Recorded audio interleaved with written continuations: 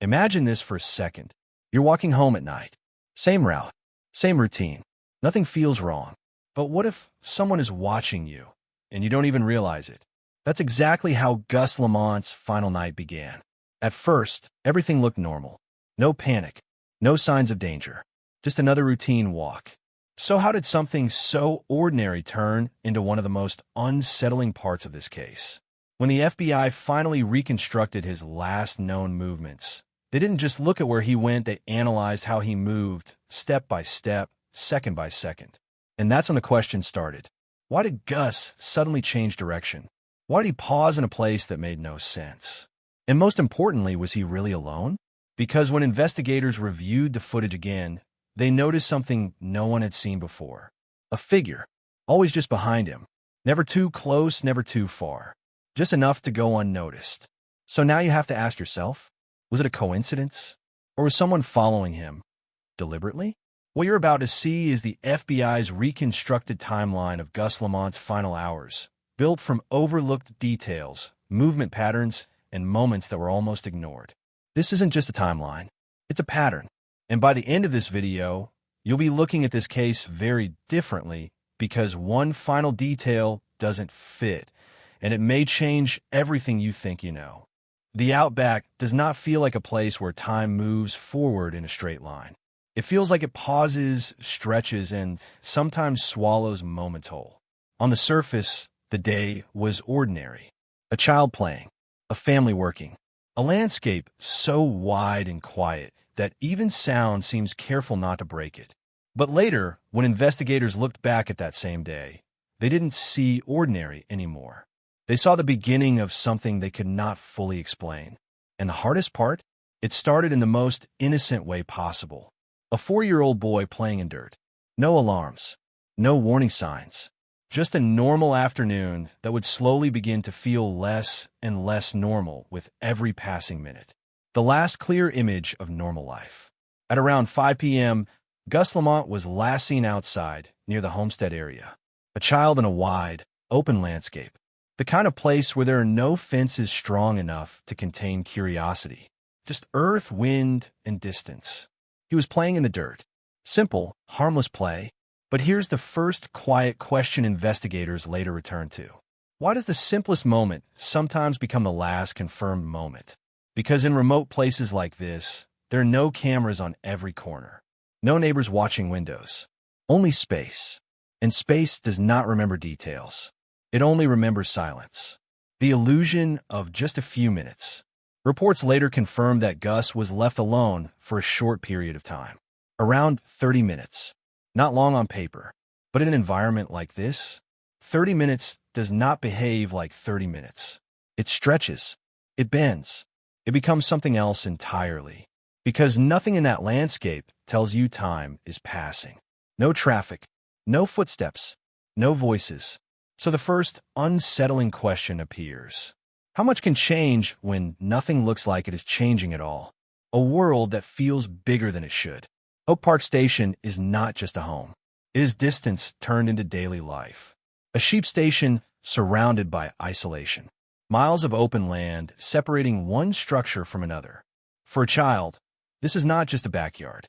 It is a world without edges. And that becomes important later. Because investigators didn't just ask what happened. They asked, what makes a place feel safe when it is this alone? And more importantly, what happens when safety is assumed instead of watched? The silence that should have been loud. Later accounts describe a key moment. A brief period where Gus was not directly supervised. Not unusual in rural environments. But here is what investigators quietly focus on. Even silence has patterns.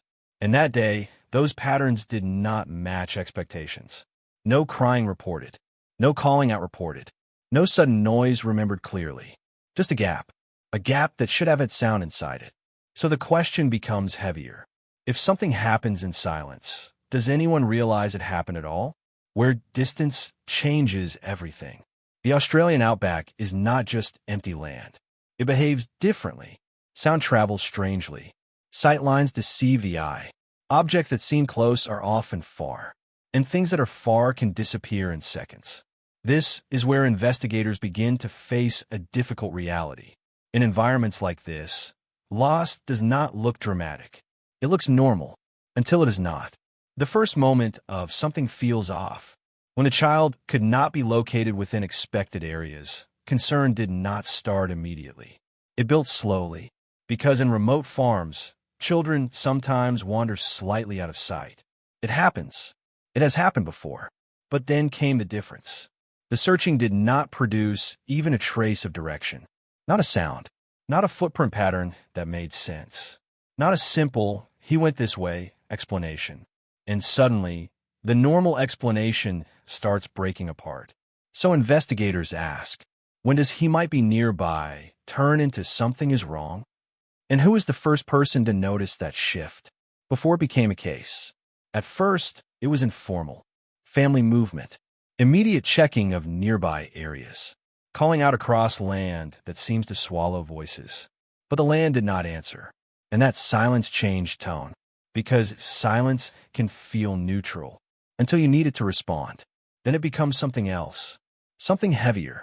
The area that should have given answers. The property was not small in emotional scale. It was large enough that searching it properly takes coordination. Dams. Shafts. Open ground. Structures scattered across distance. When authorities later expanded the search, they included water areas, mining shafts, aerial scanning zones. And yet, the strangest detail emerged. No clear evidence of wandering. No simple trail that matched expectations. So a new question formed. If he walked away, why does the land refuse to show the path? When effort becomes evidence. Hundreds of personnel eventually became involved. Police, emergency services, defense support, volunteers, indigenous trackers, air searches covering vast land. This was no longer a small search. It was a full operation. And yet the result remained emotionally unbearable. No physical confirmation of movement. No object. No clear direction. Nothing that explained where the day went. And investigators began to face something uncomfortable. Sometimes effort increases while clarity does not. Two theories start competing in silence. As the investigation expanded, two parallel ideas formed. The child wandered off naturally. Someone known to him may be involved. But here's where things get complicated. Neither theory had supporting physical evidence strong enough to close the gap. So instead of answers, there were branches of uncertainty. And each branch led to another question. If it was wandering, where's the trail? If it was involvement, where is the trace? Familiarity can hide blind spots. People who live in remote areas develop patterns. They know the land. They assume risk levels. They rely on familiarity. But investigators often look at familiarity differently, because familiarity can create blind spots. And blind spots are where missing time becomes invisible. So another question appears. Does knowing a place too, well, sometimes make you stop seeing it clearly? The moment cooperation changes everything. Later reports indicate something critical. A person associated with the property stopped cooperating with investigators. Not immediately, but during the investigation timeline. And this shift became important not because it proves anything, but because it changes direction. Because in missing person cases, cooperation often determines clarity. And lack of cooperation raises questions investigators cannot ignore. So the emotional tension shifts. What changed and when did it change? Clues or context? Authorities executed search warrants. Items were taken for examination. A vehicle, a motorcycle, electronic devices. At this point, nothing is publicly confirmed about meaning. But in investigative structure, this moment always signals something important. They're no longer just searching land. They are searching information. And that shift is never neutral.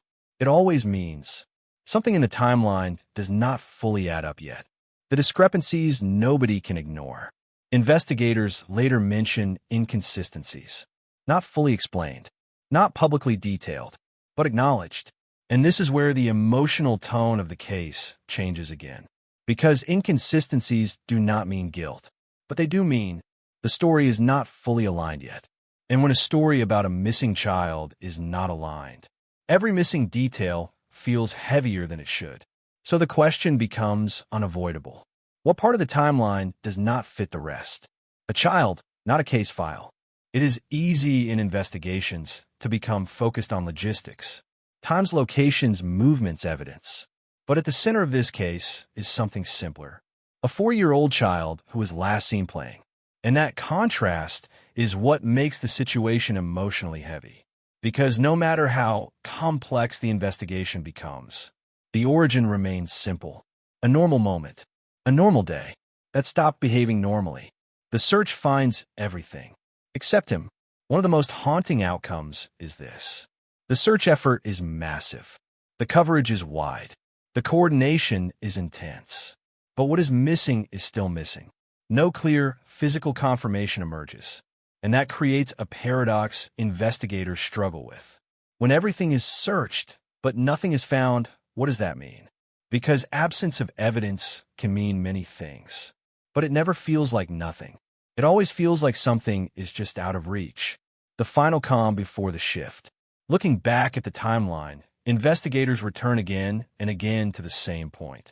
The moment the child was last seen playing. Because everything after that point becomes uncertainty. And everything before that point feels like a normal day that did not warn anyone what it would become. That is what makes the setup so difficult to accept. Nothing about it looked like a beginning of tragedy. It looked like routine.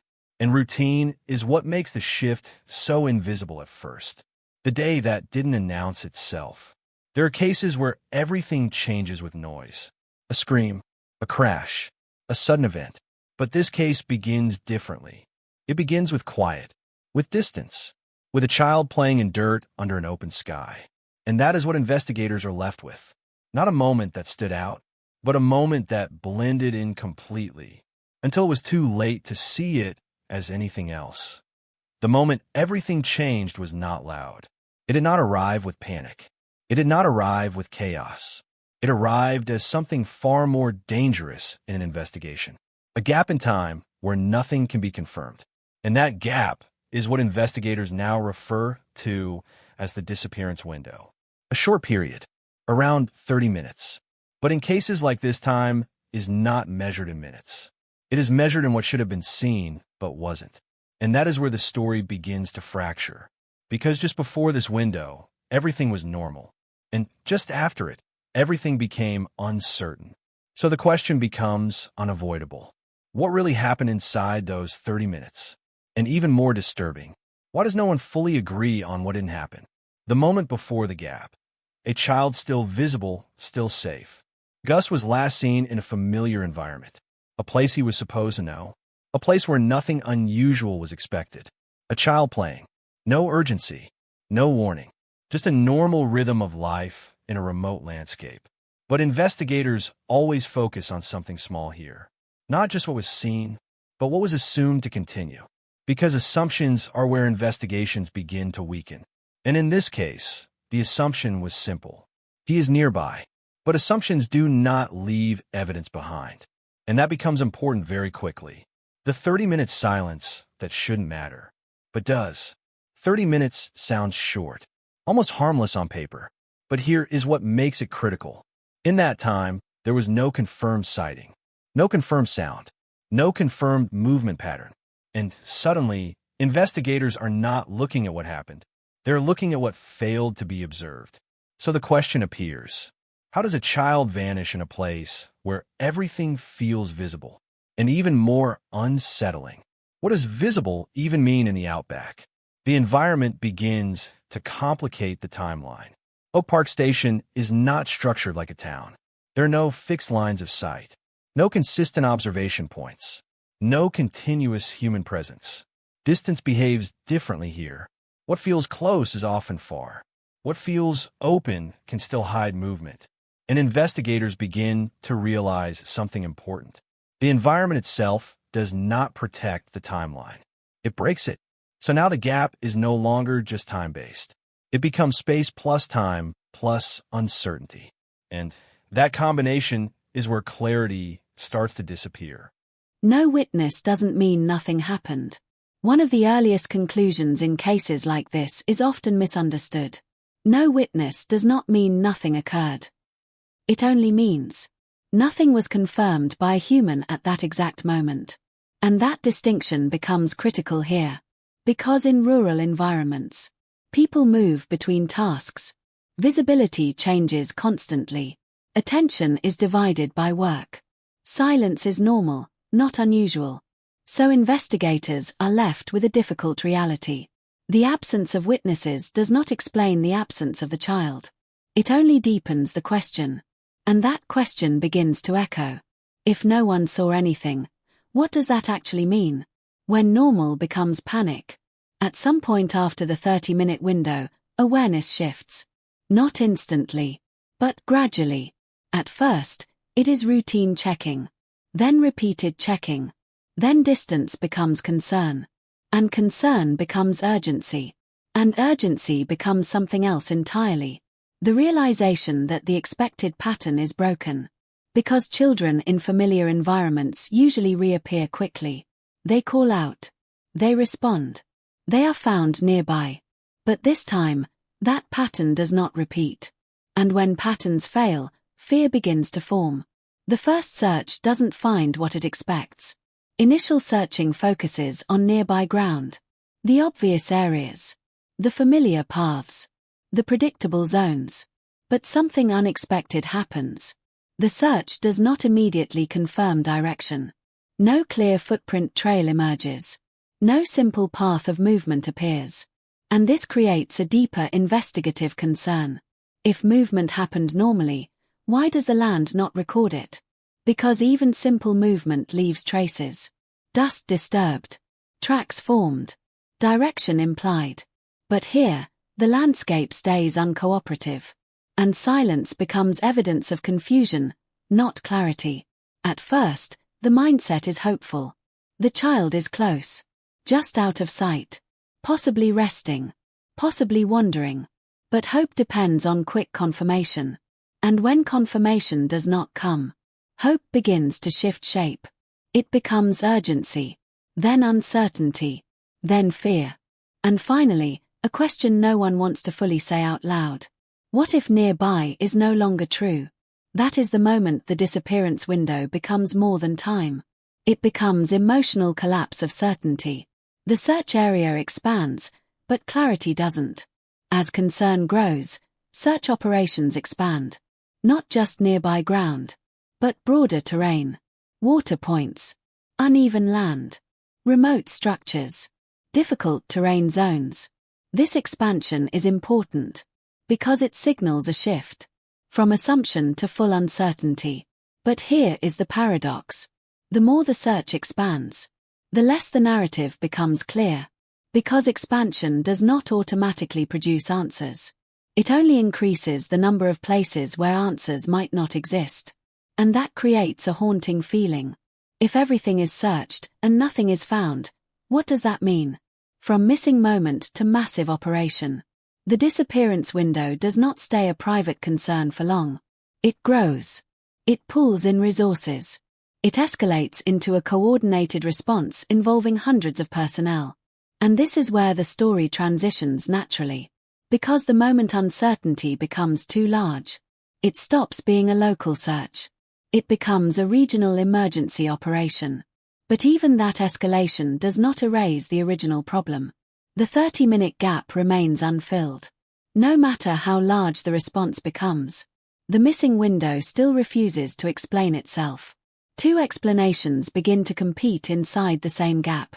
As investigators examine the timeline, two broad possibilities emerge. A child wandered away unnoticed. Someone familiar with the environment may be involved. But neither explanation fully closes the gap. Because both require something that is missing. A trace that matches the timeline. And without that trace, both theories remain incomplete. So instead of clarity, the case develops parallel uncertainty. Two possible truths. But neither fully proven. And the gap remains unchanged. The psychological weight of missing time. A missing person case is not only about location. It is about time that cannot be reconstructed. And in this case, the most difficult element is not distance. It is unknown duration. Because investigators can search land. They can follow evidence. They can reconstruct movement. But they cannot easily reconstruct a silent 30-minute gap with no anchors. That is what makes this window critical. Not its length, but its emptiness. The land becomes a witness that refuses to speak. In many investigations, the environment provides clues. But here, the environment behaves differently. It does not confirm movement. It does not deny it either. It simply offers no clear story. And that silence becomes more disturbing than noise. Because silence in an investigation is never neutral. It always feels like something is missing just beyond reach. So the question returns again. Did something happen that the land simply did not record? A child in the center of a broken timeline. It is easy to focus on numbers. 30-minute search zones distance coordinates. But at the center of it remains something simple. A child last seen playing. And that simplicity is what makes the timeline fracture feel so heavy. Because nothing about the beginning suggested an ending. And nothing about the gap explained what came after. So the mind keeps returning to the same point. The last moment before everything became uncertain. The disappearance window becomes the investigation's core. As time passes, investigators begin treating the gap not as a detail, but as the center of the case. Because every theory must pass through it. Every explanation must survive it. And every timeline must account for it. But the window remains unchanged, unfilled, unexplained. And that creates a pressure point in the investigation. If you cannot explain the gap, you cannot complete the story. And so the disappearance window does not remain isolated. It becomes the trigger point for everything that follows. Because once a timeline breaks, the response must expand. And that expansion leads directly into the next phase. The largest search operation in South Australia, public response.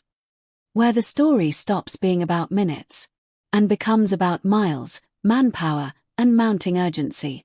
But even there, one truth follows everything. The gap does not close. It only grows heavier with every unanswered question. When a case stops being about a single missing moment and becomes about an entire landscape, the world begins to respond differently. Not with quiet concern anymore, but with scale, with urgency, with bodies, machines, and coordination spread across land so large that even maps struggle to hold it clearly. And this is where the case of Gus Lamont shifts again. Because once the early search finds no trace, the question changes shape. If a child is not where he was last seen, how far can not found actually reach? And that question is what triggers something massive. Something that no one in the community can ignore. The first expansion, when nearby, is no longer enough. At the beginning, the search is local. Close areas. Familiar ground. Places where a child might realistically wander. But silence changes everything. No voice responds. No movement is confirmed. No trace appears where it should. So the search expands. Slowly at first, then all at once. Because when a child does not reappear quickly in a remote environment, every nearby assumption becomes uncertain. And uncertainty forces distance to grow. So investigators begin widening the circle. Not because they believe he is far, but because they can no longer prove he is near. The land stops behaving like a small place. Oak Park Station is not a compact environment. It is open, vast, uneven, and deceptive in scale. What looks reachable may take hours to physically cover. What looks empty may contain hidden terrain features. So as search teams arrive, a difficult truth appears. The land is too large to quickly clear. And that creates a psychological shift. Because suddenly, the problem is not just disappearance. It is scale. And scale does not offer quick answers. The air search begins when the sky becomes the only advantage. As ground searching expands, aerial support enters the operation. Helicopters, aircraft, drones, wide area scanning. From above, the expectation is simple. If something is visible, it should be seen. But visibility in the outback is not always honest. Shadows stretch, ground colors blend, small forms disappear into natural textures. And this leads to a disturbing realization. Even from above, the land can hide what you're looking for. So another question forms. If the sky cannot confirm movement, what else is left to search? The first emotional weight of no immediate find. Search operations often begin with hope. A quick recovery, a nearby discovery, a child found resting, hiding, or simply lost. But hours turn into days, and days begin to reshape expectation. Because no immediate result changes the emotional temperature of the entire operation. It moves from, "We will find him soon," to, "Why haven't we found anything yet?" And that shift is where concern becomes something heavier, something that starts to feel irreversible. Ground teams enter full coverage mode. Search teams spread across open land, rough terrain, water points, structural areas, inaccessible zones. Every location becomes a possibility. Every possibility becomes a priority. But there's a hidden difficulty no one talks about openly. Searching vast land is not just physical work, it is emotional endurance. Because every cleared area raises the same question. If he is not here, then where is he? And that question does not get easier with repetition. The dams and shafts create a new layer of fear. The search area includes dangerous terrain, water storage points, deep ground structures, abandoned or remote shafts. These locations change the emotional tone of the investigation, because now the search is not just about visibility. It is about possibility, and possibility introduces fear, because each checked location removes one hope, but does not replace it with certainty. So the emotional weight increases. Every not found is not closure. It is another unknown. The numbers begin to matter, but they don't bring comfort. Hundreds of personnel become involved. Police, emergency responders, military support, community volunteers, indigenous trackers with deep environmental knowledge. From a distance, the number sounds reassuring. It sounds like control. It sounds like progress. But inside the operation, numbers do not equal answers. They only represent effort. And effort without results creates a painful contradiction. The more people search, the more it feels like something is resisting discovery. The search becomes a map of everything checked and nothing confirmed. As operations expand, a strange pattern emerges. Large areas are systematically cleared, checked, reviewed, rechecked, but each confirmation leads to the same outcome. No sign of the child. And this creates a psychological inversion. Normally, searching reduces uncertainty.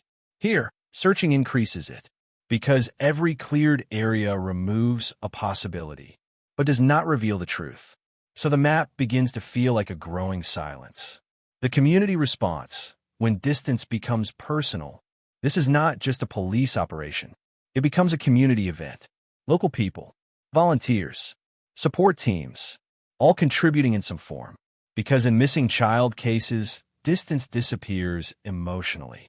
Even people far away feel connected. But emotional involvement carries its own weight.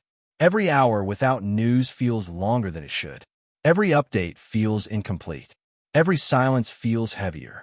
And slowly, the entire community becomes part of the search emotionally, even if not physically.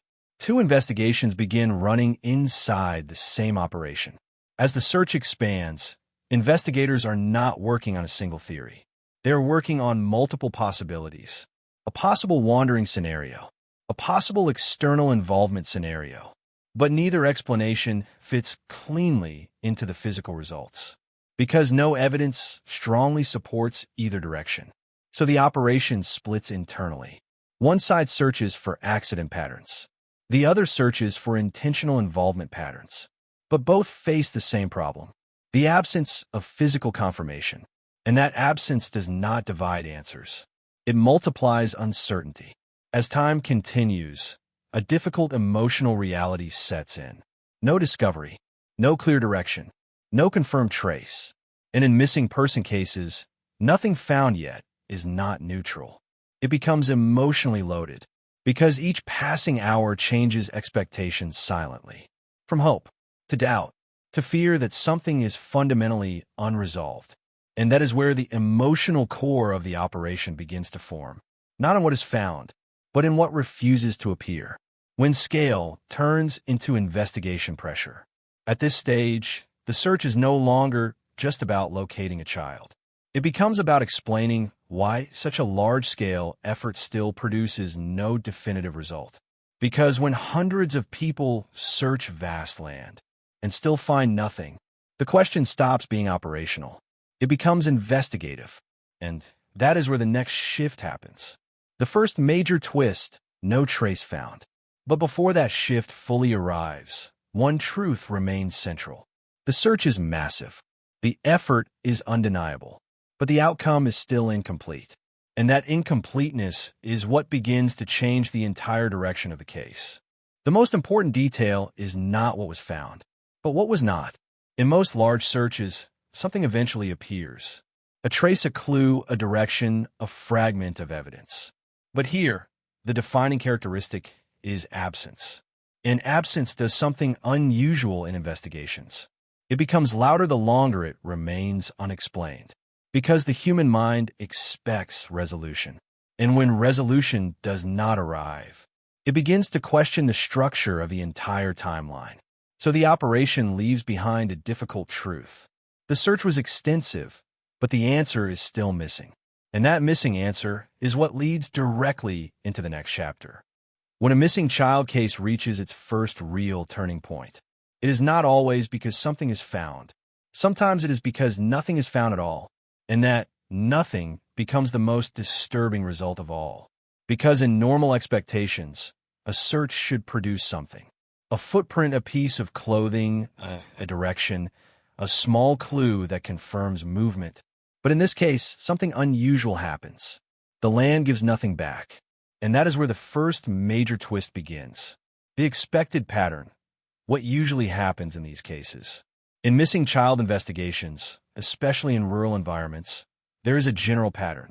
Children are usually found within a limited radius. They wander. They get tired. They stop somewhere visible. They leave traces. That is the expectation investigators quietly carry. Even when hope is uncertain, patterns still guide search behavior. But here, something breaks that expectation early. Because as the search expands, the pattern does not appear. And that is where concern begins to change shape. The normal lost child logic starts failing. At first, everyone assumes the simplest explanation. He wandered off. He is nearby. He will be found soon. But every hour without evidence weakens that assumption. Because wandering cases leave signs, disturbed soil, direction trails, broken natural paths, nearby resting points. But here, there is no confirmed directional logic, no clear movement story, and investigators begin to face a difficult question. If he walked away, why does the environment not confirm it? No personal item, no physical trace. As search teams sweep the area, something critical is noticed. No clothing items are found. No personal objects appear. No clear trace of movement emerges. And this detail becomes emotionally heavy very quickly, because in real-world searches, something usually surfaces, even in difficult terrain, even in remote land. But here, the result is consistent. Nothing identifiable is recovered, and that changes everything, because no trace is not neutral. It is a signal that something does not fit expectations. The search radius expands and still finds nothing. The search does not stay small. It grows rapidly. Nearby land, wider rural zones, water areas, difficult terrain regions, aerial scanning coverage. Every expansion is logical. Every expansion is necessary. But every expansion leads to the same outcome. No confirmation of presence. And this creates a silent contradiction. The more they search, the less they understand. And that is where investigators begin to feel something unsettling. Absence is becoming consistent. The statistical reality, what should have happened. In many missing child cases, studies and field data show something important. Children are often located within a relatively short distance from their last known point, because they tend to stay within familiar terrain, avoid extreme movement, become physically limited quickly. seek shelter, or stop moving. So when time passes, the search radius becomes more predictable. But in this case, something breaks that statistical expectation. Because even after extended searching, the expected discovery zone remains empty. And that creates a difficult question. If the statistics don't match reality, what does reality mean here? The land was fully checked, but still feels incomplete. Authorities later confirm large areas were searched thoroughly, including dams, mine shafts, open land, aerial zones, surrounding remote areas. This is not a small effort. This is a large-scale operation, but the outcome remains unchanged. No confirmed evidence of wandering. And this is where the emotional tone shifts again, because cleared areas should bring relief. But here they bring something else, a deeper uncertainty, because clearing land without finding anything creates a haunting thought. If he is not here, then where is he? The emotional weight of scale, why big searches feel heavy. When hundreds of people are involved, police units, emergency responders, volunteers, aerial teams, specialized trackers, it creates an impression of control. But inside the operation, control is not the same as resolution, because effort does not guarantee answers. And here, effort becomes emotionally painful, because every passing hour of work leads to the same result. Still no trace. And that repetition begins to affect everyone involved, not just investigators, but the entire community watching closely. The most disturbing detail is not what was found, but what wasn't. In investigations like this, the absence of evidence can sometimes be explained. But here, absence becomes structured, consistent, repeating, no clothing, no direction, no confirmed movement. And that creates a psychological turning point, because absence stops feeling accidental and starts feeling meaningful. And investigators begin asking, can a child truly vanish without leaving any trace at all? That question does not have an easy answer, and that makes it even more unsettling. The breakdown of wandering theory.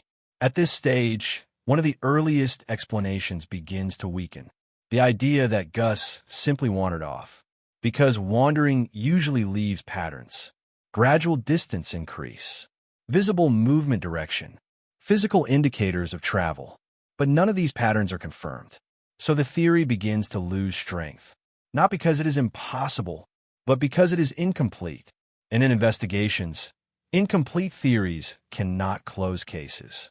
The normal explanation starts competing with something else. As wandering theory weakens, another possibility becomes unavoidable. That something more complex may have occurred. Not because evidence proves it, but because the absence of evidence demands explanation. And now investigators face two competing realities. A simple disappearance with no traces. A scenario that does not match natural patterns. But neither theory fully fits the physical findings. So the case enters a strange phase. Multiple explanations, but no confirming evidence for any. Search effort versus silence. There's a powerful contrast here. On one side, massive search operations, coordinated teams, advanced equipment, extensive land coverage. On the other side, silence, no trace, no confirmation, no resolution. And that contrast becomes emotionally heavy for everyone involved. Because the human mind expects balance. Effort should lead to outcome. But here, effort leads to more silence. The investigation enters a psychological pressure phase. As time passes, investigators are not only dealing with geography anymore. They're dealing with uncertainty pressure, because every cleared area increases expectation for the next one. But each new area produces the same result. Nothing. And that repetition creates a psychological loop. Search, no find, expand, no find, repeat. And the loop becomes emotionally exhausting because it refuses to break. Eventually, investigators must adapt, because when physical evidence does not provide direction, they must rely on theory. And theory is where interpretation begins. So the investigation moves forward into its next phase. The investigation splits into three theories. But this transition is not smooth. It is forced by absence, because no trace found is not an ending. It is a disruption, and that disruption pushes the case into deeper uncertainty. The most important discovery is that nothing fits cleanly. At this stage, one truth becomes unavoidable. Every normal explanation is missing something, and every alternative explanation lacks confirmation. So the investigation reaches a difficult emotional point. Not confusion because of too much evidence, but confusion because of too little. And that is what makes this twist powerful.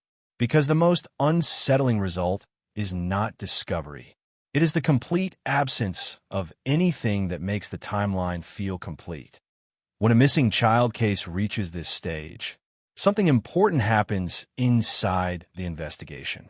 It stops moving in one direction, and instead it breaks, not physically, but logically, into different possible truths. And that is exactly what happens here.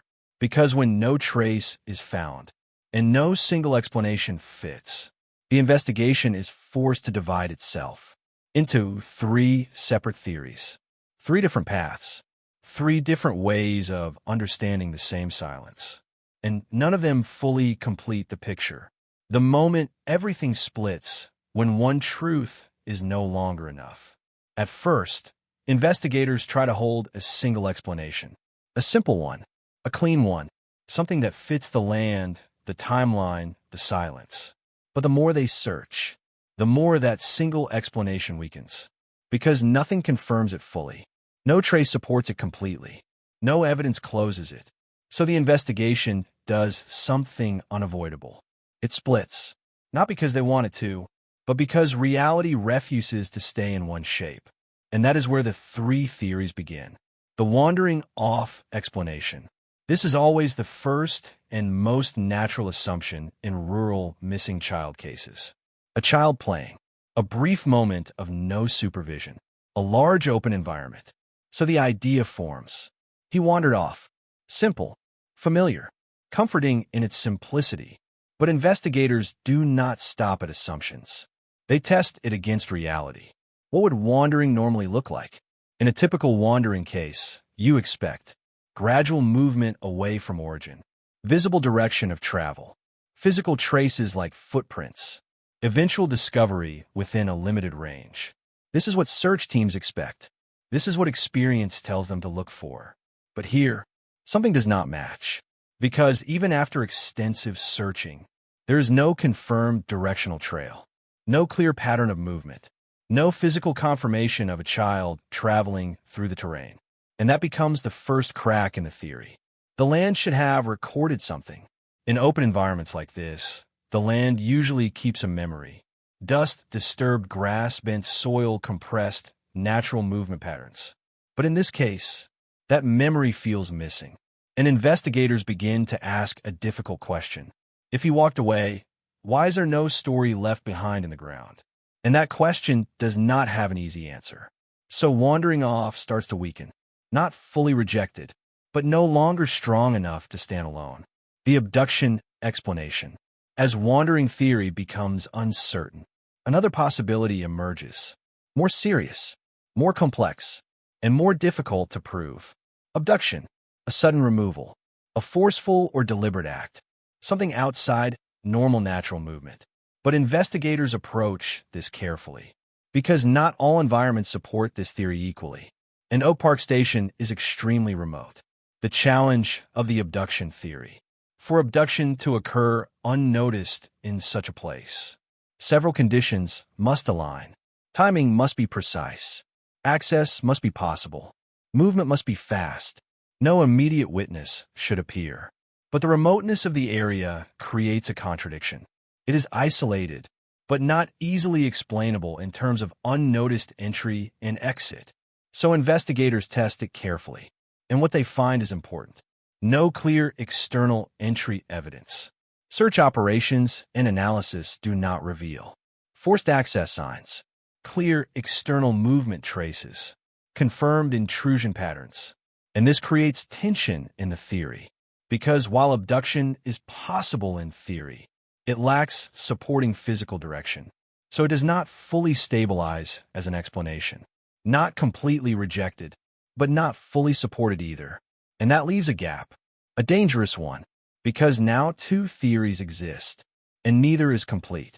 Someone known to him, and then comes the most sensitive theory, the one that shifts focus inward, not outside the property, not into strangers, but into proximity, familiarity, access without suspicion, someone known to him. This theory does not emerge from assumption. It emerges from investigative inconsistencies mentioned in reports, from cooperation changes, from timeline gaps, from missing clarity in movement reconstruction. Why investigators consider this possibility? In many missing child cases, one important factor is considered: who had access during the critical time window? Because in remote environments, access is limited, movement is controlled, people present are known, interactions are closely tied. So investigators look closely at internal presence, not as accusation, but as possibility. Cooperation changes become important. One detail becomes critical in this phase. A person associated with the property stops cooperating with authorities. This does not automatically mean guilt, but it changes investigative direction, because cooperation often helps clarify timelines, and lack of cooperation creates missing pieces. So investigators face a new problem. The timeline becomes harder to reconstruct from inside, and that deepens suspicion layers, not toward certainty, but toward unresolved questions. The three theories now exist together, but none complete the story. At this stage, the investigation holds three possible explanations: wandering off, abduction by unknown person, involvement of someone known. But here is the crucial issue. None of them fully matches the physical evidence. And that creates instability, because normally, one theory begins to dominate. But here, they all remain incomplete. So instead of narrowing clarity, the case becomes more divided. The abduction theory weakens under geography. Even though abduction is considered, the geography challenges it. Because remote location, large open land, delayed discovery window, lack of physical intrusion evidence, all of these reduce certainty. So this theory remains possible, but not strongly supported. And that pushes investigators back toward internal possibilities. At this point, something subtle happens. The case stops feeling like a simple search, and starts feeling like a failure to reconstruct reality. Because every theory tries to explain the same missing result. No trace. And that becomes the emotional center. Not what happened, but why nothing can be confirmed. One theory slowly gains more weight, but not proof. As investigators compare all three theories, one begins to feel slightly more consistent with available inconsistencies. Not because it is proven, but because it fits gaps better than the others. The internal involvement theory, because it aligns with timeline uncertainties, cooperation withdrawal, investigative discrepancies.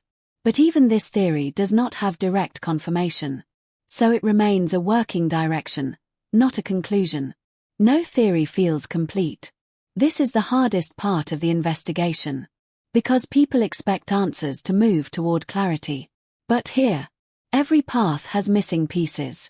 So the emotional effect is heavy. Wandering feels incomplete. Abduction lacks evidence. Internal involvement lacks proof. And that creates a disturbing feeling. The truth may exist, but not in a fully visible form yet. The investigation becomes a process of eliminating comfort, not finding answers. Each theory removes comfort, but does not replace it with certainty. So investigators are left with something unusual. Not a single strong narrative, but three fragile ones. And that is more difficult than having none.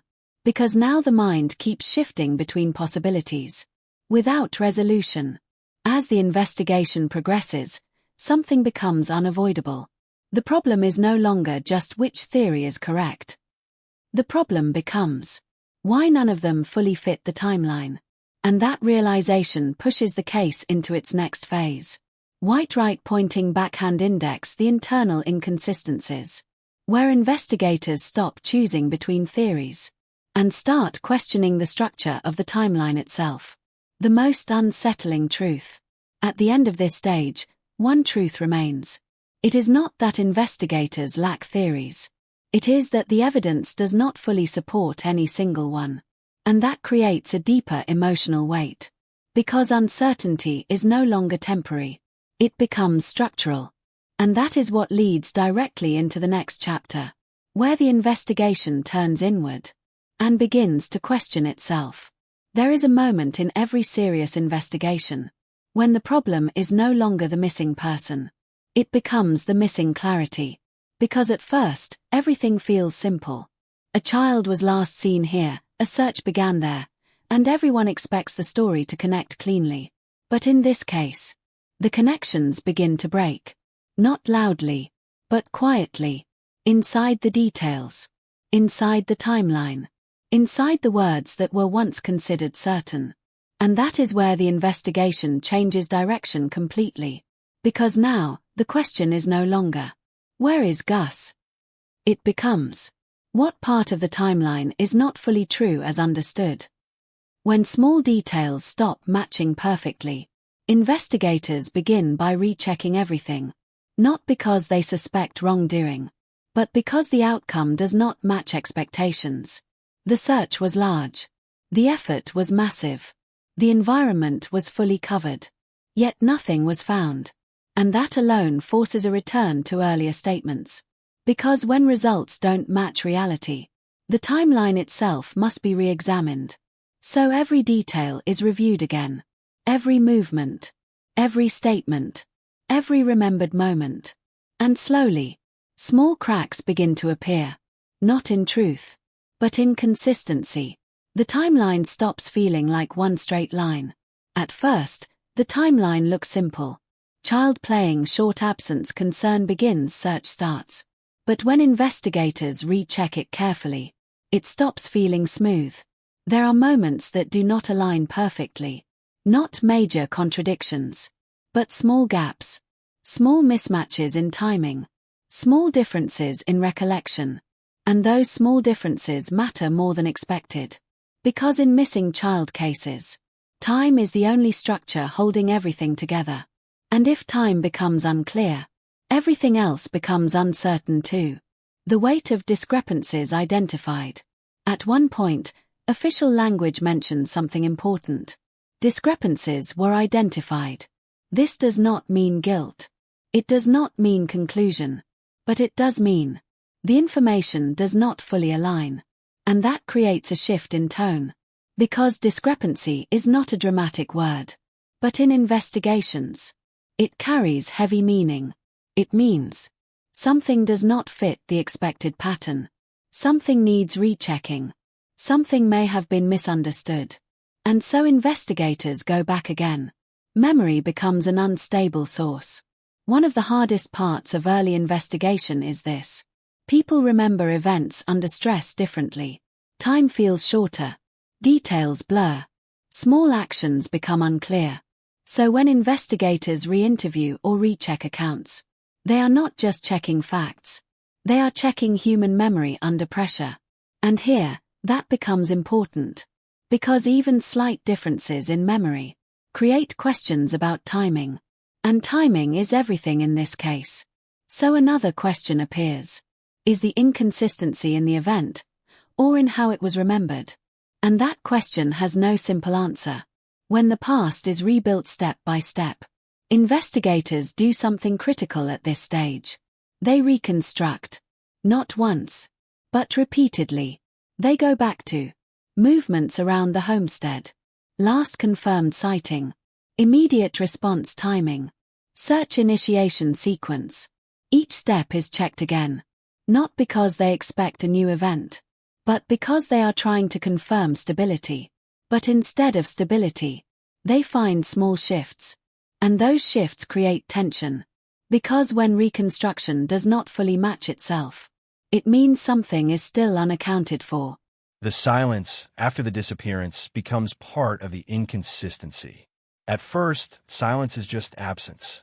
No sound, no trace, no signal. But now investigators begin to see silence differently. Because silence is not just nothing happened. It is also nothing was recorded. And that becomes part of the inconsistency problem. Because if the timeline is correct, something should exist in that silence. But there is nothing. So investigators face a difficult idea. Is the gap in evidence normal or meaningful? And that question deepens the investigation. When cooperation becomes a timeline factor, another important detail emerges during this phase. Changes in cooperation from individuals involved in the environment.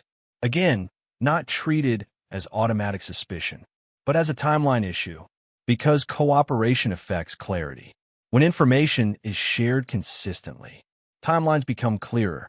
When information changes or stops, timelines become harder to reconstruct. And here, that matters, because investigators are trying to rebuild exact moments. And any missing clarity becomes a structural problem. So the timeline becomes not just incomplete, but unstable. The investigation stops trusting single versions of events. At this stage, investigators no longer rely on one version of events. Instead, they compare multiple versions. And this comparison creates another issue. No single version fully explains everything. Each version explains part of the timeline, but leaves another part unclear. So investigators begin layering interpretations, not to choose truth, but to test consistency. And the result is unsettling. No version fully closes the gap.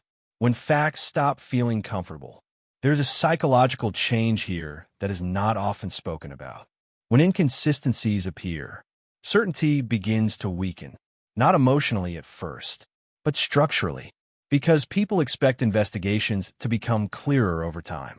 But here, clarity becomes more fragile, and that creates a quiet emotional impact. If the timeline is uncertain, then every earlier assumption must also be reevaluated. And that realization is heavy, because it means nothing is fully settled yet. The investigation begins re-questioning its own foundation. Now investigators do something unusual. They do not just review evidence. They review interpretation. They ask, did we assume timing correctly? Did we interpret movement correctly? Did we assign meaning too early? And this is where the turning point becomes clear. Because now the investigation is no longer just searching outward. It is searching inward for structure errors, for missing alignment, for overlooked details. And that creates a deeper level of uncertainty. The growing pressure of not fully aligned. As inconsistencies accumulate, the investigation does not collapse, but it becomes more cautious, more precise, more sensitive to detail, because every small mismatch could matter, and every rechecked statement could change interpretation. So investigators move carefully, not because they are confused, but because they now understand. Small details can affect the entire direction of a case. The timeline stops feeling linear. One of the most important realizations emerges here. The timeline may not be as linear as originally assumed, not in a dramatic sense, but in how it is understood. Because gaps in memory plus gaps in evidence plus gaps in confirmation create a layered uncertainty. And that means the case is no longer a straight sequence of events. It becomes a structure of overlapping possibilities. And that is much harder to resolve. When inconsistency leads to suspect focus. At this stage, investigators reach a critical threshold. Because inconsistencies alone do not solve cases, but they do guide direction. And when enough inconsistencies accumulate, attention naturally narrows, not to conclusion, but to focus areas. And that is where the next phase begins. The suspect emerges where uncertainty begins to concentrate, and the investigation moves from confusion to focused attention on one developing lead. The most difficult realization. The most important discovery at this stage is not a suspect. It is this. The story does not fully align with itself yet. And that is what makes this turning point powerful, because it shows that the case is not just about missing presence, but about missing clarity inside the timeline itself. And until that is resolved, nothing can fully close. There are moments in every investigation that change everything. Not because new evidence suddenly appears, but because old information starts pointing in a direction that cannot be ignored anymore. And in this case, that moment arrives quietly, without drama, without warning, but with serious weight. Because for the first time, the investigation begins to narrow around one specific person inside the environment where everything began. And that changes the entire story. Early in the investigation, one point is made very clearly. The parents are not suspects. That statement is important. It creates emotional stability. It helps the public understand where attention is not going. But investigations do not stay still. They evolve. And as more information is reviewed, as timelines are rebuilt, as inconsistencies are examined again, something subtle begins to form. Not a conclusion, not an accusation, but a focus shift. Because investigators begin to see that not all individuals in the environment carry the same level of clarity in their movements. And that difference becomes important. The search warrant changes everything without saying it out loud. When authorities execute a search warrant at the property, it is not just a routine step. It is a turning point in investigative seriousness.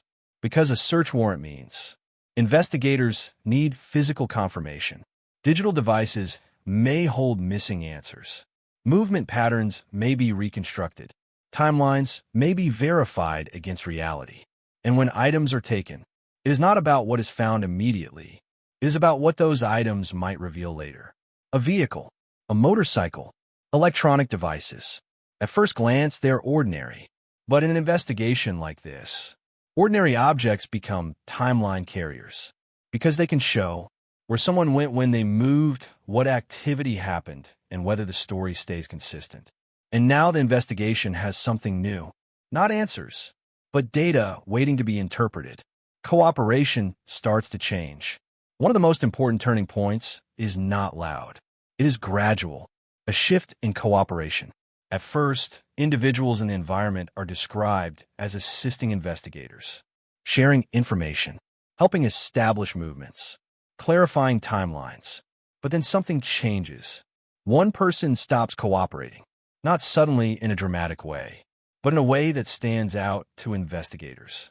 Because cooperation is not just helpful, it is part of consistency checking. And when cooperation stops, a gap appears, not just in communication, but in understanding. And investigators notice it immediately, because silence in an investigation is never neutral. It becomes part of the pattern. Silence becomes a data point. At this stage, silence is no longer treated as absence. It becomes something measurable. Investigators ask, what changed before cooperation stopped? What was being discussed during that time? What information was already provided? What questions remained unanswered? And slowly, silence becomes connected to structure. Not emotion, not suspicion, structure. Because every investigation relies on flow of information. And when that flow breaks, the structure becomes uneven. An uneven structure always draws attention. The key phrase that changes direction: inconsistencies identified. There is a moment in official communication that changes everything quietly. Inconsistencies and discrepancies were identified. This does not mean guilt. It does not mean conclusion. But it does mean the information does not align perfectly anymore. And that is enough to change focus. Because in investigative work, small inconsistencies are never ignored. They are studied because they often connect to missing pieces. And now the question becomes, why do parts of the timeline not fully align? And more importantly, where exactly does the alignment break? The investigation stops accepting single-source truth. At this point, investigators stop relying on one version of events. Instead, they compare initial statements, reconstructed timelines, physical search outcomes, environmental possibilities, and something unusual happens. No single version fully explains everything. Each version explains part of the situation, but not the whole. And that creates a new problem. If no single explanation is complete, then multiple explanations must be layered together. and that increases complexity instead of reducing it. When one person becomes relevant. Now comes the most sensitive shift in the entire case. A person who lives at the property becomes a focus of interest, not because of assumption, not because of narrative pressure, but because of investigative narrowing. This happens when timeline gaps cluster around certain movements. Cooperation changes affect clarity. Seized materials require explanation. Inconsistencies remain unresolved. And suddenly, one individual stands closer to the center of unresolved questions, not as a conclusion, but as a point of focus. And that is what changes the emotional tone of the case.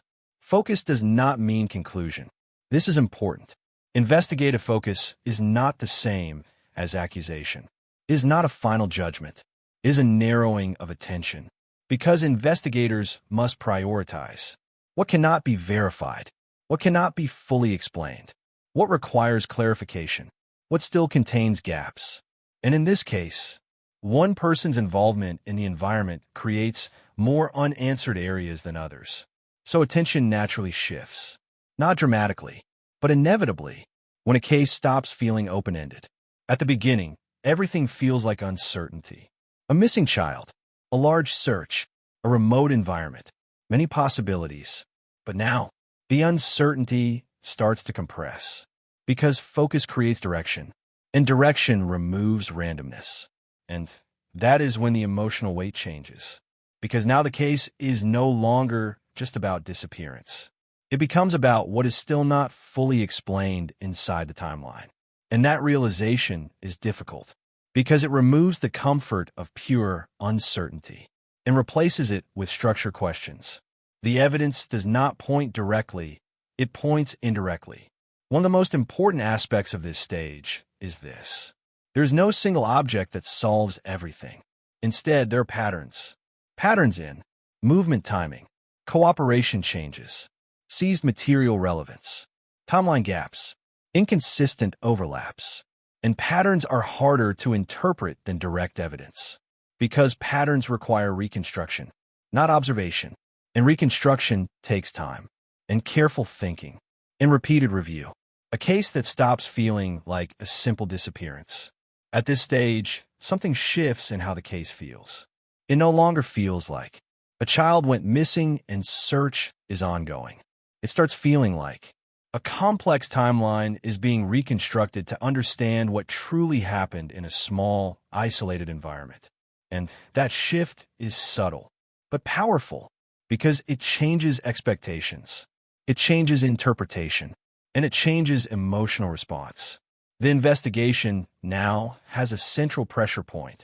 Every investigation eventually forms a pressure point, a place where questions accumulate, clarity decreases, focus increases, uncertainty concentrates.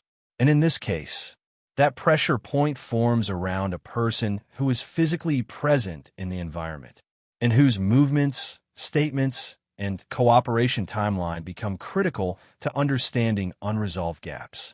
Not because the case is solved, but because this is where the missing clarity appears to converge. And now the investigation enters its next phase. Because once a suspect focus emerges, the next step is not conclusion. It is examination. Everything becomes deeper. Seized evidence is reanalyzed. Timelines are rebuilt with precision. Inconsistencies are mapped carefully. Digital and physical traces are reviewed again. And this leads directly into the next chapter. Back-end index pointing right, the search warrant and seized evidence, where attention moves from who is being examined to what evidence begins to speak more clearly under pressure. The most important shift of all, the most important realization at this stage is not about guilt or innocence. It is this.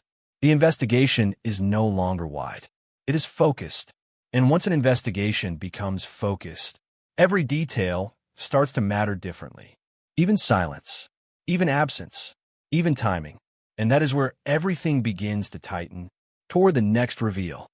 There is a point in every investigation where words are no longer enough. Statements slow down. Assumptions stop carrying weight.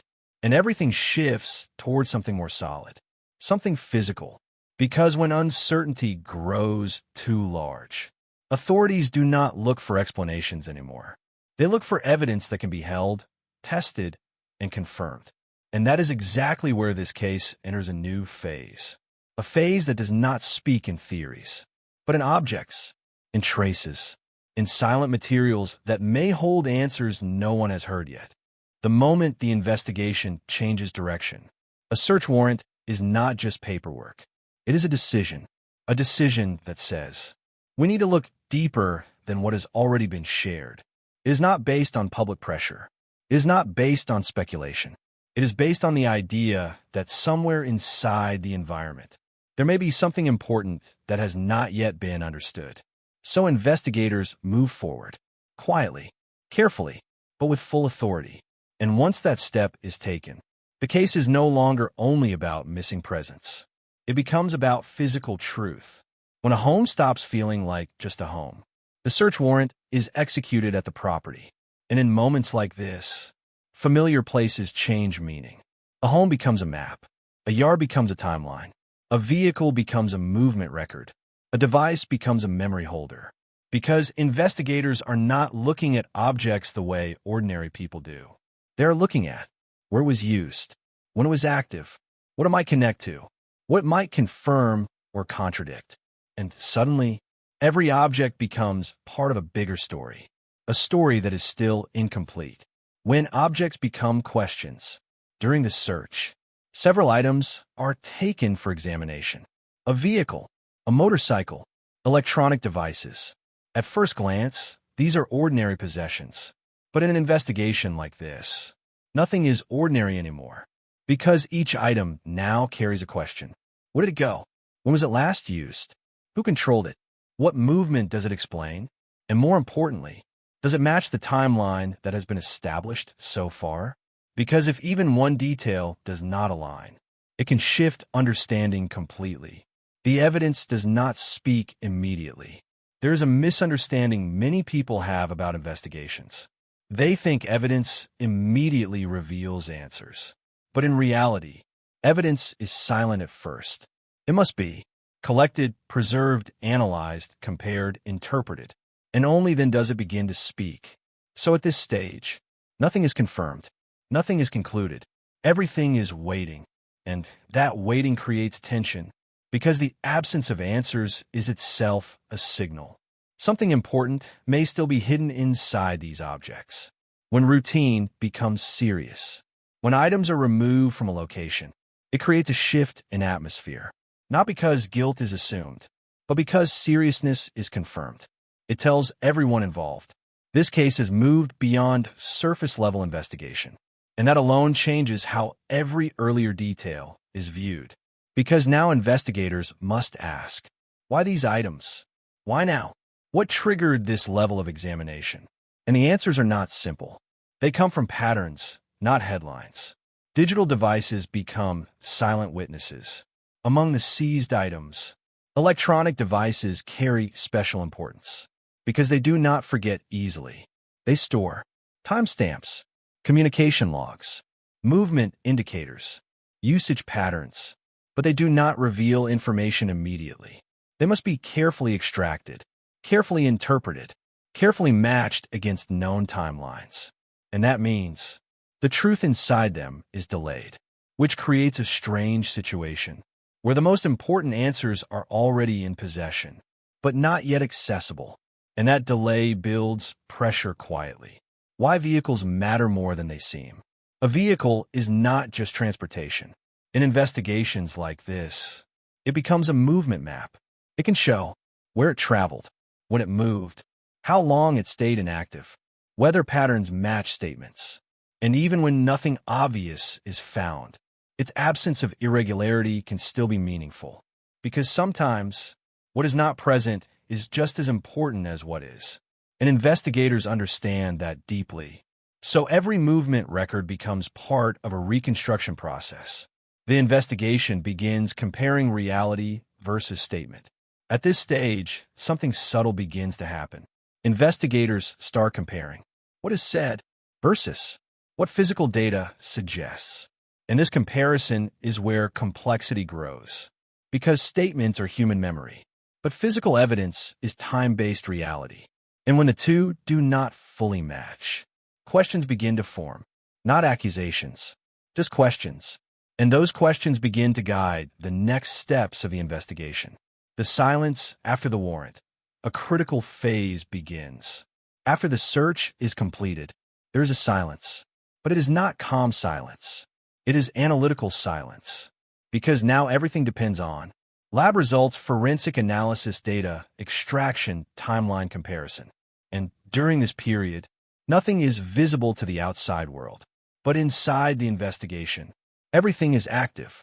Because this is where raw material becomes insight. And insight becomes direction. Evidence begins to redefine earlier assumptions. One of the most important moments in any investigation is this: when new evidence forces old understanding to be rechecked. Because even small findings can adjust timelines, change assumptions, highlight overlooked details, question earlier interpretations. And that is why seized evidence is never treated lightly. It is not just collected, it is studied repeatedly. Because each review can reveal something new, something missed before, something subtle, something important. When objects start carrying emotional weight, there is also a human side to this stage. Because objects connected to a case like this are not just technical items.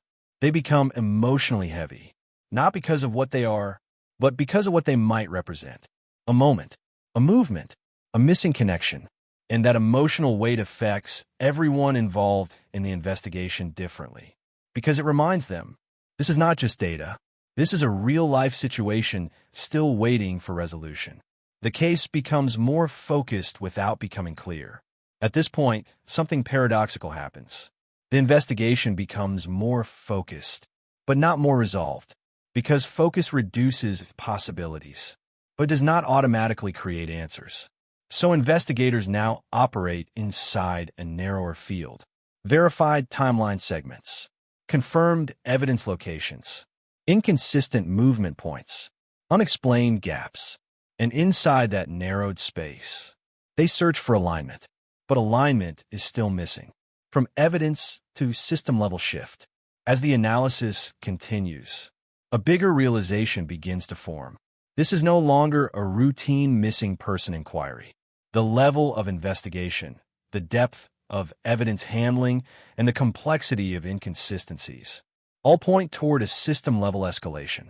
And that leads directly into the next phase, the major crime declaration, where the entire case framework changes, and the investigation enters its most serious category. The most important truth of this stage, the most important realization is not what was found. It is what the search warrant represents. The moment the investigation stopped relying on words and started relying on physical reality.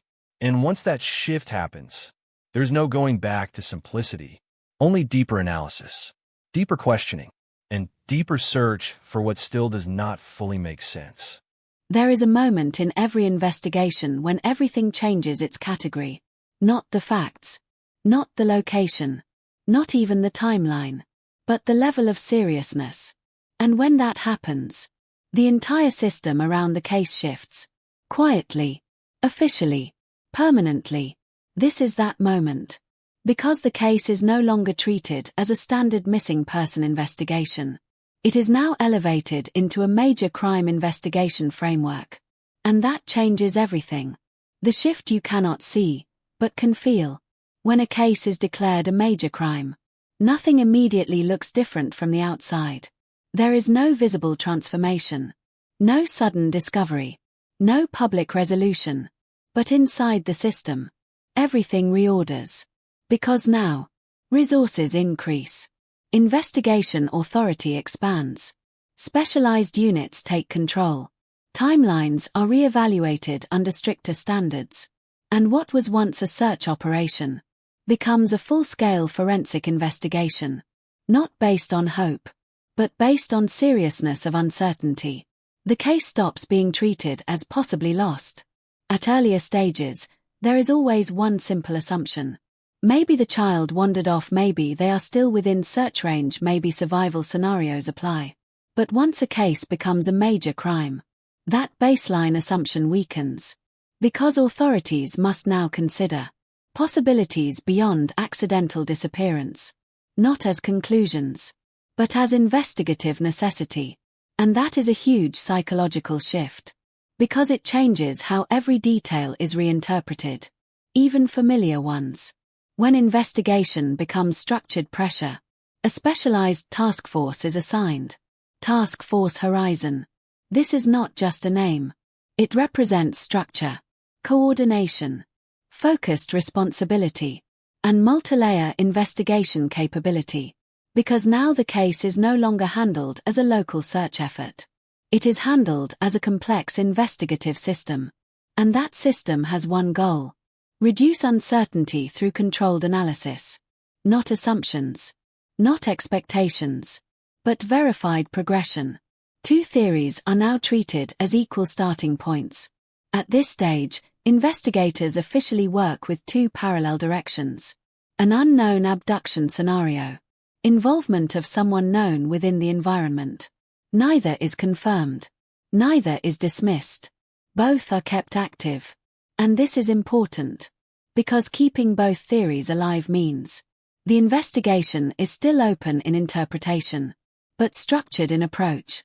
And that balance creates tension, because every new detail must now be tested against two possibilities, not one. The emotional weight of no evidence of wandering off. One of the most important statements in this phase is subtle but powerful. Search efforts found no evidence of wandering off. This does not mean certainty, but it removes simplicity, because in missing child cases, wandering scenarios are often the most expected explanation. But when search coverage is extensive, and no trace is found, that expectation weakens, and something more complex takes its place. Not conclusion, but uncertainty with direction. Scale of search becomes a psychological turning point. The search effort is massive. Hundreds of personnel, aerial coverage, ground search expansion, specialist trackers, community involvement, multiple terrain types. At this scale, the expectation naturally becomes something should have been found, even small evidence, even indirect trace. But when nothing appears, the absence itself becomes meaningful, because it challenges probability and introduces a difficult question. How does nothing remain after such a large search effort? That question does not accuse anyone, but it deepens the investigation. When geography becomes a variable, search efforts extend beyond the main property into nearby national areas. This matters because it expands the possible movement radius, but it also introduces complexity, larger terrain, natural obstacles, unpredictable environments, reduced visibility areas. And that means absence of evidence becomes harder to interpret, because nature can hide things, but it cannot explain everything, and investigators must separate what is hidden from what is missing. No evidence becomes the most important statement. In most cases, evidence drives conclusions. But here, the absence of evidence becomes equally important, because investigators must now consider, was there simply no trace? Or was the trace removed or never present in expected form? This is not a conclusion. It is a structural question, and it shifts the investigation deeper into analysis mode. Because now they are not just searching, they are interpreting absence. Two paths running at once. The investigation is now officially split into two parallel lines. Unknown external involvement. Known internal connection possibility. These are not competing theories. They are parallel frameworks. Each is tested against timeline data, physical evidence, environmental logic, behavioral consistency, and each time new information arrives, both frameworks are tested again. This creates constant re-evaluation and constant uncertainty refinement. The case becomes about structure, not just event. At this stage, something important changes. The investigation is no longer just about what happened. It becomes about how events connect together. Because individual pieces alone do not explain everything, but structure might. So investigators focus on sequence alignment, movement consistency, communication gaps, physical vs reported timing. And this shift is critical, because structure reveals what isolated facts cannot. When official language becomes heavier than emotion, official statements in this phase carry quiet weight. Tragic circumstances, distressing situation, ongoing determination, community impact. These are not dramatic words, but in context, they feel heavy, because they acknowledge uncertainty without resolution. And that creates emotional pressure not through shock, but through continuation without closure. The investigation gains direction, but loses simplicity. This is the paradox of the system shift. Before, the case was broad, uncertain, and open-ended. Now, the case is structured, focused, and categorized. But simplicity is gone, because every detail must now be tested against a formal investigative framework. And that framework does not allow easy assumptions. It demands verification, consistency, reconstruction. And that makes the case heavier, not clearer, just more defined in its complexity, where all questions begin to converge. As investigation expands in structure, a silent center begins to form, not a conclusion, but a convergence point, where timeline gaps, evidence absence, suspect focus, environmental uncertainty, all begin to overlap. And that overlap is where attention naturally moves next.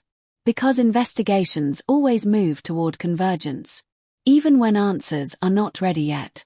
Now the investigation stands at a point where structure is defined, focus is narrowed, but answers are still not complete. And when that happens, the next stage is not procedural. It becomes interpretive, where investigators and observers both begin to see direction forming, even without confirmation. And that leads into the next phase, the most disturbing conclusion direction, where uncertainty begins to take shape, and every detail starts pointing toward the same silent possibility. The major crime declaration is not a conclusion. It is a transformation, because it tells us something critical. The case is no longer about what was lost, but about what must now be proven. And once a system reaches that stage, every detail becomes heavier, every silence becomes louder, and every unanswered question becomes more important than ever before. There's a point in every missing child case where silence becomes louder than facts. Not because nothing is happening, but because everything that was expected to be found simply does not exist anymore. And in this case, that silence begins here. After the inconsistencies were noticed in earlier statements and movements around Gus Lamont's last known time, investigators did not immediately move toward conclusion. They moved backward, not forward, because when truth feels unstable, every earlier moment becomes suspicious again. And that is where the investigation starts to change direction in a way nobody expected. At Oak Park Station, the search continued with full force. Not small teams, not limited scanning, but coordinated ground, air, and specialist operations across extremely large and difficult terrain. 3 dams, 6 mine shafts, and vast open land that stretches further than most people can imagine. But what makes this stage disturbing is not the scale of the search. It is the result, because after all of that effort, nothing personal to Gus was found. No clothing, no object, no clear sign of movement, no natural trace that usually appears in a wandering case. And this is where the first real doubt begins to form inside the investigation. Because in missing child cases, even in the worst environments, something is usually left behind. A clue, a direction, a fragment of truth. But here, there's nothing that connects the child to any path outward. And that absence starts to feel unnatural, almost too clean. So investigators begin asking a difficult question. Not loudly, not publicly, but internally. What does it mean when a child disappears and the environment gives nothing back? Because in most remote area cases, the land itself becomes a witness. Tracks fade, but they exist. Objects get lost, but they are found. Even wildlife interaction leaves signs. But here, the land stayed silent, and that silence begins to reshape the entire investigation mindset. This is where the second shift begins. Authorities had already expanded search zones far beyond the immediate area, and still, the result remained the same. No confirmation of wandering, no confirmation of accidental movement, no physical trail strong enough to support a natural disappearance theory. And slowly, one idea begins to weaken inside the official assessment. The idea that Gus simply walked away. Because if that was true, something should have followed him. Something always does. Now the investigation is no longer looking at just distance. It starts looking at timing, behavior, human presence. And this is where earlier statements become important again. Because inconsistencies were already identified in relation to movement around the property at the time of disappearance. Not accusations, not conclusions, just gaps. Small gaps at first. But now those gaps feel larger under new scrutiny. Because when nothing is found outside, the focus naturally returns inside. And inside that space, another layer of tension begins to grow. A person who lived on the property had initially cooperated with investigators, provided information, engaged with questioning, helped outline movement timelines. But later, that cooperation changed. And that change is not treated lightly. Because in investigations like this, cooperation is often the first bridge to understanding. And when that bridge is withdrawn, investigators are left with only silence on the other side. This is the moment where the case stops feeling like a search operation and starts feeling like a reconstruction effort. Because now, every detail must be rebuilt from memory, statements, and physical evidence that does not fully connect. And when connections don't form naturally, investigators begin to test structure instead of stories. They ask, does this timeline actually hold? Does this movement make sense under conditions of the day? Does the sequence of events align with physical reality? And slowly, the investigation begins to tighten. Not outward, but inward. Because something important has now been established. The environment does not explain the disappearance. And when environment fails, human factors become the remaining focus. Not as conclusion, but as necessity. Because the system must eliminate what cannot be supported before moving forward. And this is where emotional weight begins to build outside the investigation. For the community, for the family, for everyone waiting for an answer that refuses to form clearly. And in the middle of all this, there is one detail that quietly shapes everything.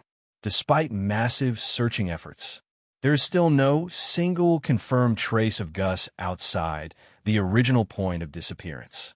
That means every direction leads back to the same starting place, the same silence, the same unanswered gap, and that is not normal in large-scale missing child searches. It creates pressure, not emotional pressure alone, but investigative pressure, because when every path leads back to zero, the question changes from, where did he go, to, what actually happened at the starting point? And that is the moment everything begins to shift. Because now, the investigation is no longer just about location. It is about interpretation.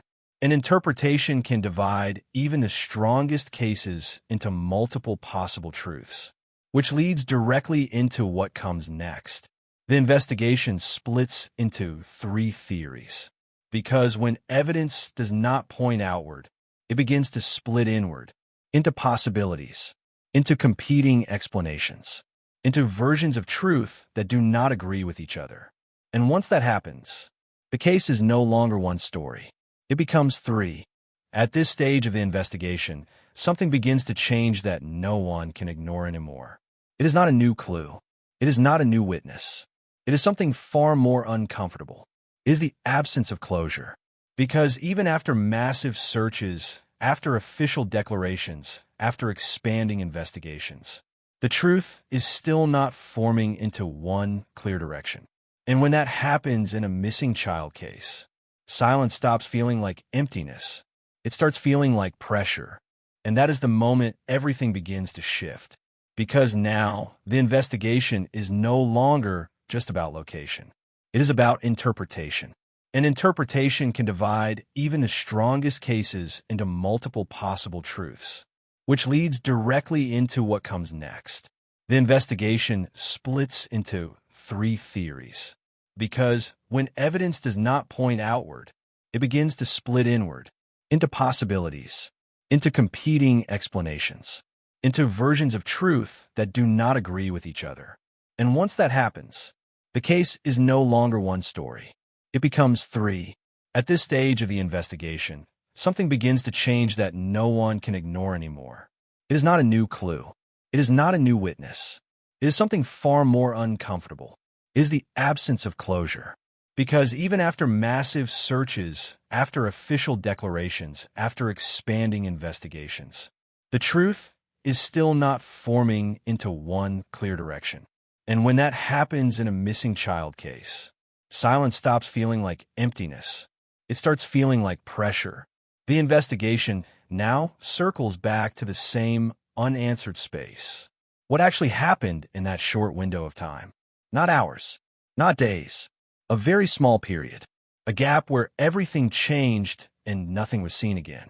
And this is where the case becomes emotionally heavier than before, because everyone involved knows something important. In most disappearances, time always leaves traces. But here, time left nothing. The official search operation across Oak Park Station and surrounding areas had already been described as extensive. Ground teams, air support, specialist units, volunteers, and even tracking assistance from experienced personnel. Large sections of land were covered. Dams were checked. Mine shafts were examined. Surrounding areas were scanned repeatedly. But despite all of this, there is still no confirmed physical trace of Gus in any direction outside the initial point. And that fact slowly changes how investigators think. Because when a search becomes this wide and still returns empty, it forces a difficult realization. The answer may not be far away. It may be closer than expected, but that idea is never spoken loudly because it carries emotional weight that no one wants to fully accept. At the same time, investigators continue reviewing earlier statements and timelines, not because they are searching for blame, but because the structure of the timeline itself is under pressure. Small gaps were already identified, not dramatic contradictions, just inconsistencies, missing clarity in sequence. And in investigations like this, even small gaps matter, because gaps are where truth can either hide or break apart. Then comes another difficult development. A person connected to the property had initially assisted authorities, providing information, helping establish movements, cooperating during early stages. But later, that cooperation changed, and that change is not ignored. Because in investigative logic, behavior shifts are often as important as physical evidence. Not because they prove guilt, but because they change direction. And direction is everything in a missing case. Now the investigation is no longer standing in one simple structure. It is not lost child. It is not clear abduction. It is not confirmed accident. Instead, it exists in a space where every theory has weaknesses. And that is what makes it disturbing. Because when every explanation starts to collapse under its own missing pieces, there is no comfortable answer left, only uncertainty. Authorities had already considered multiple possibilities earlier in the investigation, including external involvement and internal involvement. But as time passes and no external trace appears, the balance between theories begins to shift, slowly, quietly, without announcement. And this shift creates a painful realization. If the land shows nothing, and there is no confirmed outside trace, then the center of the investigation cannot remain outside forever. It moves inward again, not as accusation, but as logic. This is the point where the case becomes emotionally heavier for everyone involved. Because every direction being reviewed leads back to the same starting environment, the same property, the same time window, the same unanswered moment. And that moment becomes the center of everything. Investigators continue to re-examine the structure of events around the disappearance, not to find a new story, but to see if the existing story actually holds under pressure. And when they apply that pressure, something becomes clear. The timeline is not complete, not in a way that allows full reconstruction. There are still spaces where certainty does not exist, and those spaces matter, because missing time is not neutral. It always hides something. At this stage, public communication remains careful and controlled. Authorities emphasize that the investigation is ongoing, that all possibilities remain open, that further searches may still take place. But between those official words, there is an unspoken truth. The case is no longer expanding outward. It is tightening inward, and that tightening creates the final emotional tension. Because the more the investigation narrows, the fewer answers remain available. And when only a few explanations are left, each one becomes heavier. Each one becomes harder to accept. Now, the central question emerges again, not as speculation, but as the core, unresolved point of the entire case. What happened in that small window of time when Gus was last seen? Because everything depends on that moment, and everything after it leads back into silence. Even the most detailed search operations cannot change one fact. No confirmed trace explains the transition from last seen to missing. That gap remains untouched, and that gap is where the entire case lives now. And this is where the final emotional weight begins to build. Because without physical answers, without confirmed evidence, without a clear path forward, only questions remain. Where's Gus now? Why does every explanation feel incomplete? Why does every direction end in uncertainty? And most importantly, why does the starting point still hold more questions than answers? Because when investigators step back and look at the full picture, they are left with something deeply unsettling. Not a solved case, not a closed narrative, but a space filled with missing certainty. And that is where this chapter leaves us, not with resolution, but with something heavier, a truth that is still not fully formed. And maybe that is the most disturbing part of all. Sometimes the truth does not disappear. It simply never becomes clear enough to be seen.